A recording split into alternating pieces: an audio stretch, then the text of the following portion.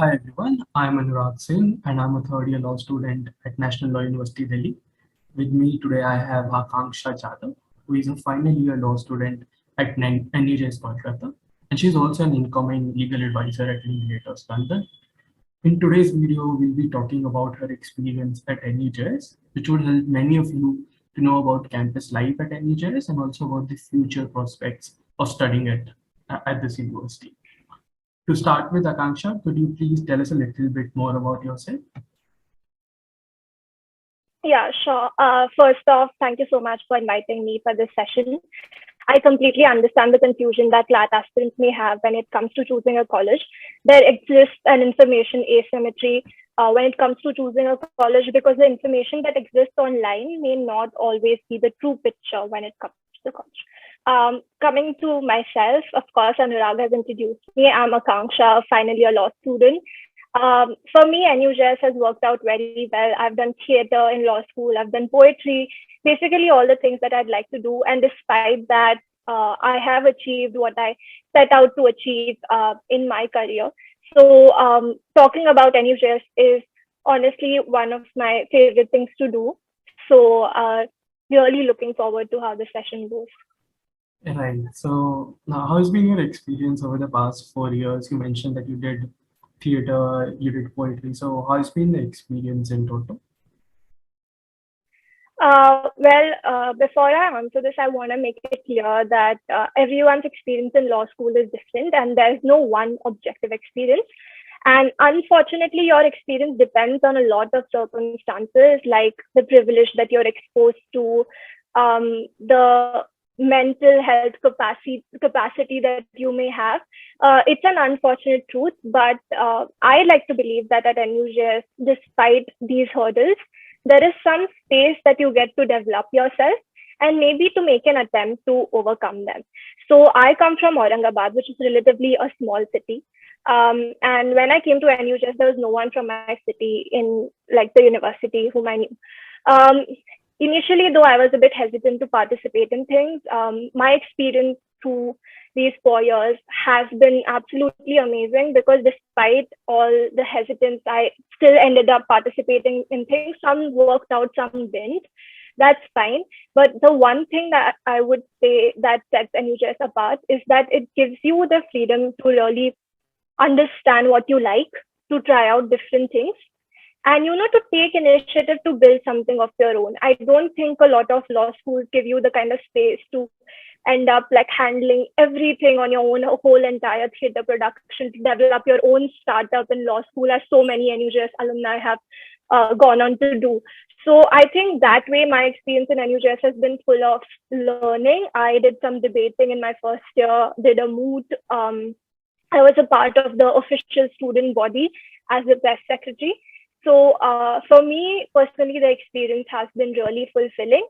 And the last thing that like to mention that sort of I feel personally that sets NUJS apart is that despite it being competitive, I never felt that it got toxic to the extent where I had to I couldn't find my friends. I didn't connect with anyone in law school. I feel like that's a problem that a lot of people face.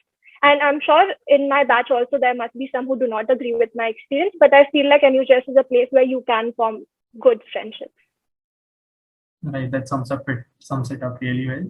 Well, how's campus life at NUJS in terms of sports and cultural activities? So I'm sure a lot of people have heard about NUJS's infrastructure, and I would say those aren't good things that you've heard.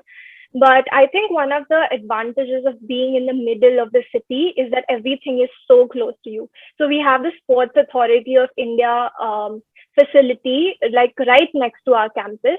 And I don't know what the current status is, but when I was in first and second year, when classes were going on physically, we had some sort of arrangement with Sports Authority of India, wherein we could use some of their facilities. So despite there not being full-fledged sporting infrastructure inside the campus, we did have very easy avenues to access it outside campus. Apart from that, we are also the organizer of Invicta, which is one of the largest law school sports fests in the country. So we do take sports seriously at NUJS. Apart from that, we have a chord basically in the academic block where a lot of people play sports during the evening. We regularly have these interbad sport competitions. So I don't think it should be a concern for anyone that coming to NUJS would hamper their sporting hobbies in any way. Right, that there's a lot of doubt there.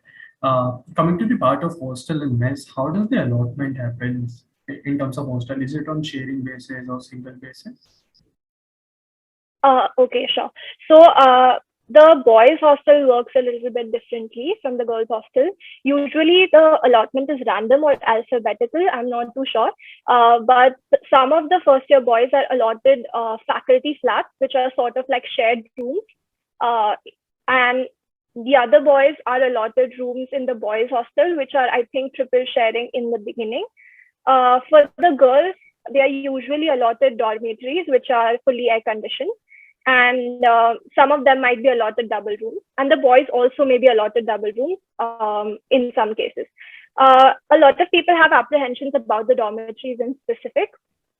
Honestly, I think it has been one of the best experiences of my life, because when you come to college, you don't know anyone, and when you're forced to interact with people and to be with so many people different from yourself, it really leads to some growth and introspection.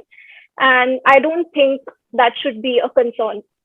So personally, for me, it wasn't. And as you move to later years, like in your second and third year, the boys get double sharing rooms and the girls get double sharing rooms as well. And from third year onwards, of getting single occupancy rooms, which for girls always happens from the third year. Then what's the scenario with mess? Is it a regular mess or a pay as you eat option system, right? No, it's not a paid mess. I think we pay a very nominal amount as our mess fees.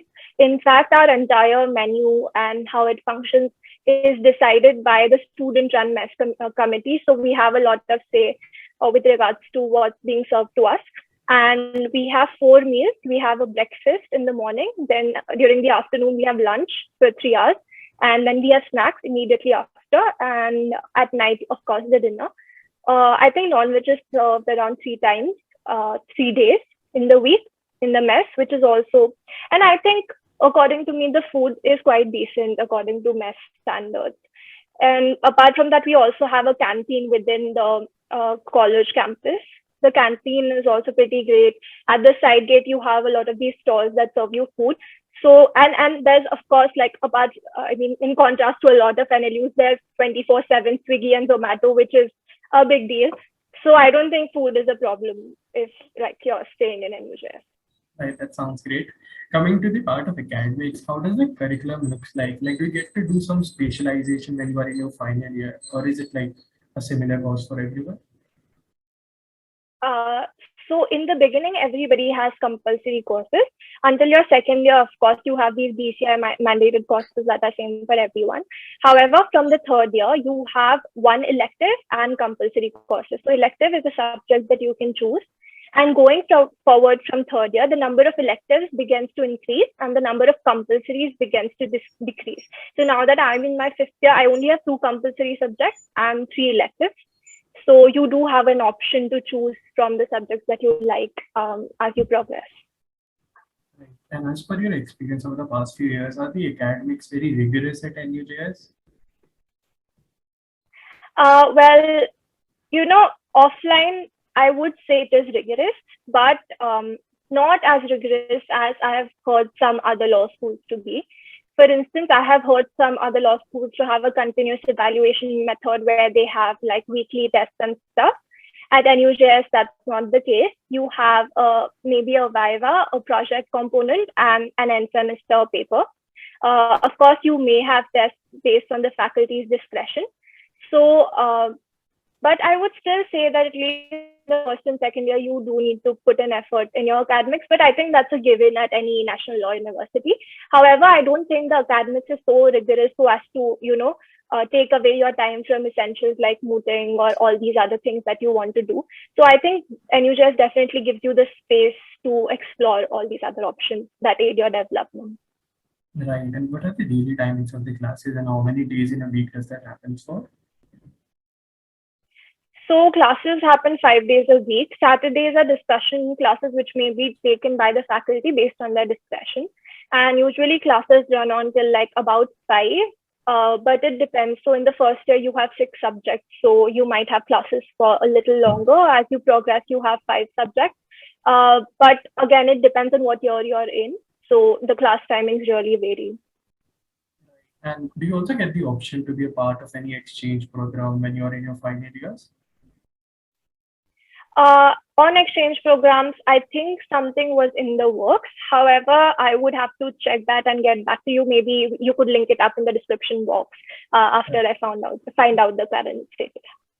Sure, and at that, coming to the part of competition, how's the mooting and ADR culture at NUJS? You also got that you have participated in some competition. So how's the culture in general?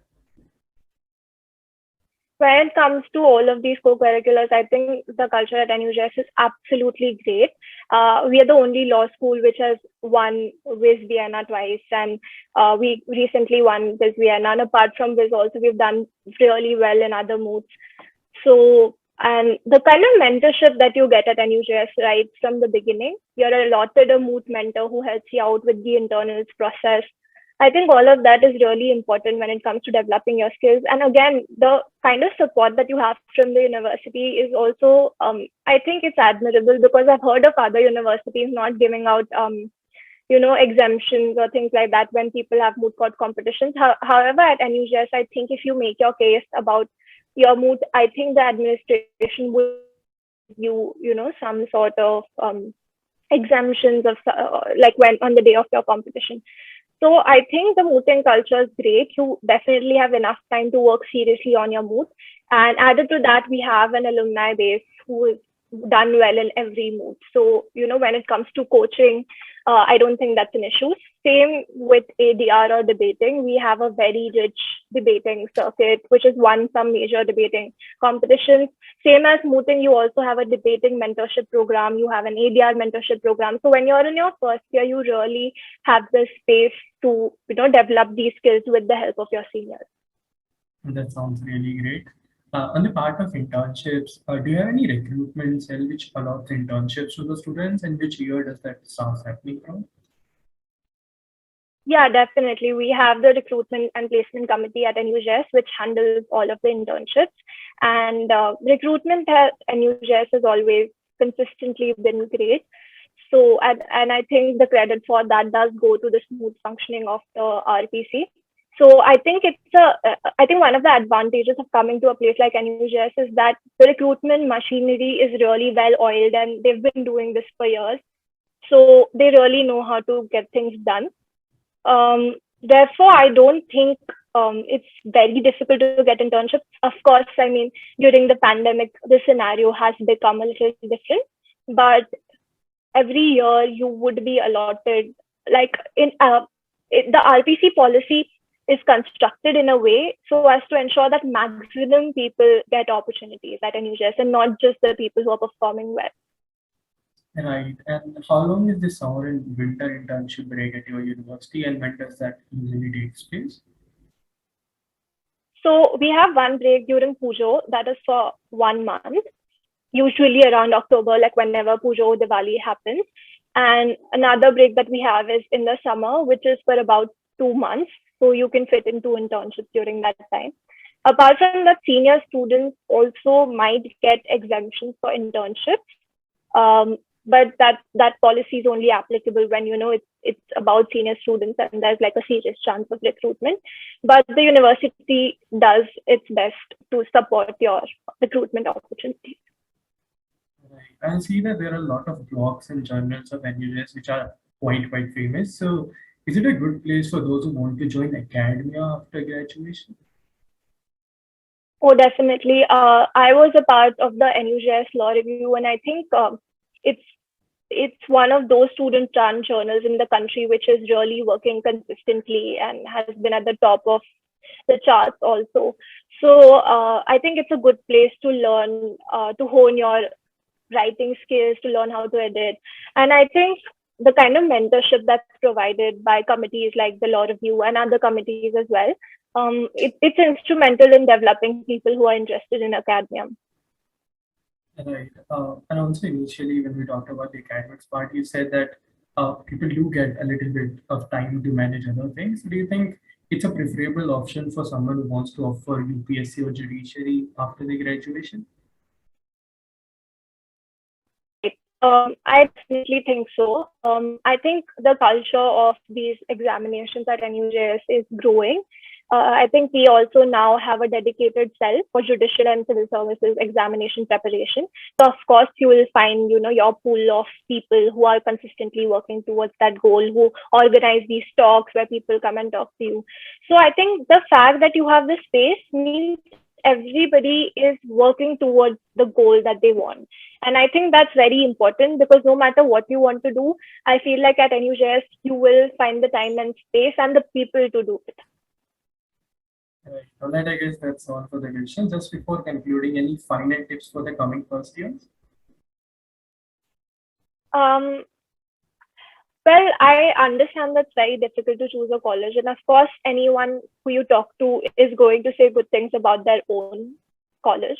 But I would suggest that you talk to as many people as possible and try to compare these colleges.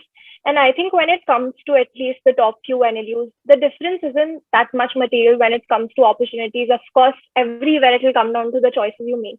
But just culture wise, some places might be more suitable to you. So try to find out things about that as well. So to give you an example, if you're someone who likes a very regimented lifestyle where where you like someone telling you what to do, how to use your time, and you find it a little difficult to organize things yourself, then maybe you might find it a bit challenging at NUJS initially because here you're treated like an adult who knows what to do with your time.